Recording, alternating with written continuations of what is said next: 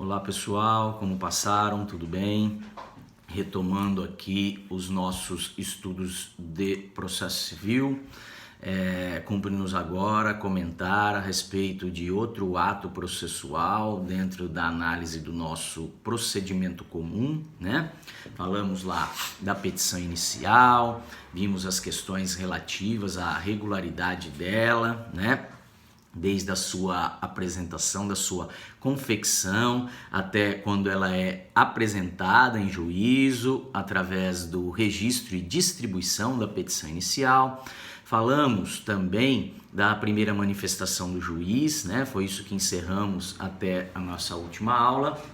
Então, aquela manifestação do juiz ao receber a petição inicial do autor em primeira conclusão, né, na primeira oportunidade, então, que os autos vão conclusos ao juiz, né, e aí vimos que ele vai poder ordenar a citação, se a petição estiver ok, estiver regularmente formada, regularmente constituída. Vimos que ele vai poder determinar o saneamento da petição inicial, caso ela padeça de algum vício, né, que mereça ser saneado, que mereça ser corrigido, para que aí sim ela esteja regular e possa então o feito tramitar normalmente, né? Não haja nenhum impedimento, nada que atrapalhe a análise do mérito pelo juiz, né? Vimos também que o juiz ele pode também se manifestar pelo indeferimento da petição inicial, tá? Seria uma decisão então, né, de indeferimento, nos casos dessa petição inicial se mostrar inepta, né, nos casos lá de carecimento de interesse processual ao autor, legitimidade ativa também ao autor, né, seriam ali as hipóteses contempladas no 330 do CPC, que levariam uma extinção prematura do processo, que levariam aí então uma extinção sem julgamento do mérito em razão aí dessa petição inicial defeituosa, né, em razão do não preenchimento, de não observância às regras processuais de regularidade desse processo, de regularidade do feito, levariam então a extinção dele sem análise do mérito, ou seja, antes que o juiz adentrasse o mérito dizendo quem tem razão na lide, ou melhor, se o autor tem razão na sua pretensão exposta na petição inicial. Tá? Então, as causas de indeferimento, falamos que levam a uma extinção sem análise do mérito, né? Depois comentamos ainda como possível manifestação do juiz, na primeira oportunidade em que recebe a petição inicial, a possibilidade de uma sentença, nesse caso de análise do mérito ou com análise do mérito, né? Quando ele iria decidir pela improcedência liminar do pedido. Tá? E aí nós também analisamos as hipóteses contempladas lá no 332, né?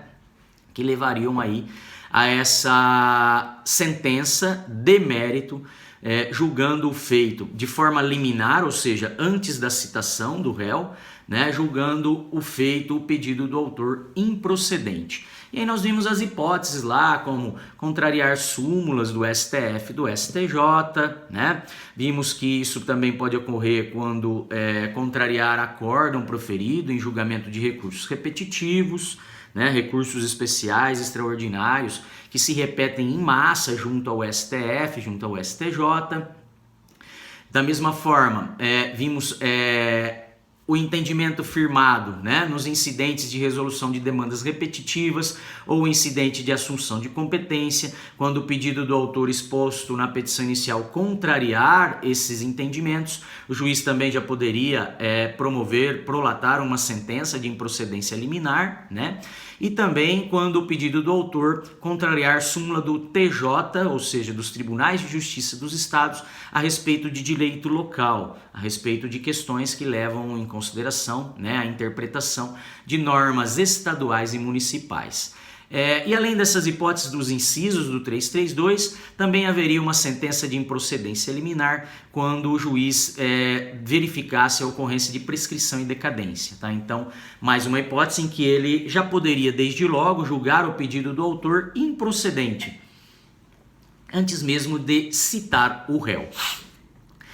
Após essas decisões, né, essa primeira manifestação do juiz, o processo segue em seus atos posteriores. Então vamos imaginar que não é o caso de improcedência liminar, tá? Não é o caso de indeferimento da petição inicial, porque ela não padeceria de vícios, ou se padecesse de vícios, os vícios já foram corrigidos pelo autor e a petição inicial ela está ok, então, né? Então, o juiz irá determinar o quê? A citação do réu.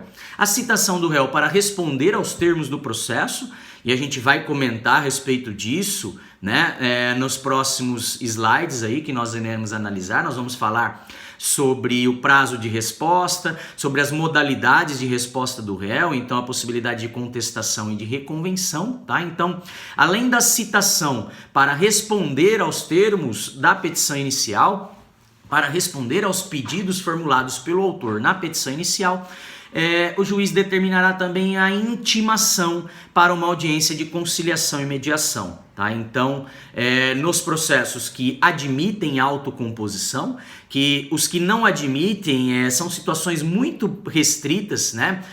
Que não admitem em nenhuma forma a autocomposição, né? Então, que essa audiência, na maioria dos casos, ela vai ser então designada para uma tentativa de autocomposição, para que as partes possam então sozinhas, no exercício da sua autonomia, chegarem a uma composição para o litígio, né? Uma composição amigável para o processo, tá?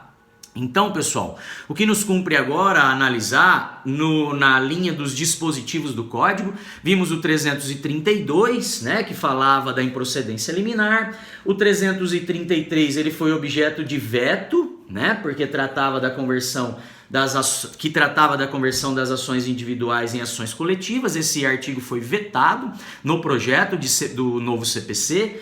E na sequência, o 334 é o que fala então da chamada audiência de conciliação ou de mediação, que é isso que a gente fala agora, a partir de agora, na sequência, tá? Então, naquela linha do nosso processo de conhecimento, que corre sobre o rito do procedimento comum, falamos da inicial, falamos do primeiro despacho, ou primeira decisão do juiz, e que, estando a petição inicial regular, ele irá citar o réu, né, para responder aos termos do processo e intimá-lo também para comparecer a uma audiência de conciliação e mediação. Então a gente começa a falar desse ato processual que se denomina audiência para tentativa de conciliação ou de mediação, ok? Ela tem assento no 334 do CPC, tá? É o único dispositivo que dentro do procedimento comum regula a audiência de conciliação e mediação. O trabalho dos conciliadores e mediadores, eles também são regulados por dispositivos da parte geral do Código, né? Como auxiliares da justiça, ali a partir do artigo 165. Então a gente vai comentar também outros dispositivos ali da parte geral que regulam a função, o trabalho, né, de que forma é desenvolvido o trabalho desses profissionais, desses auxiliares da justiça, denominados de conciliadores ou mediadores, ok?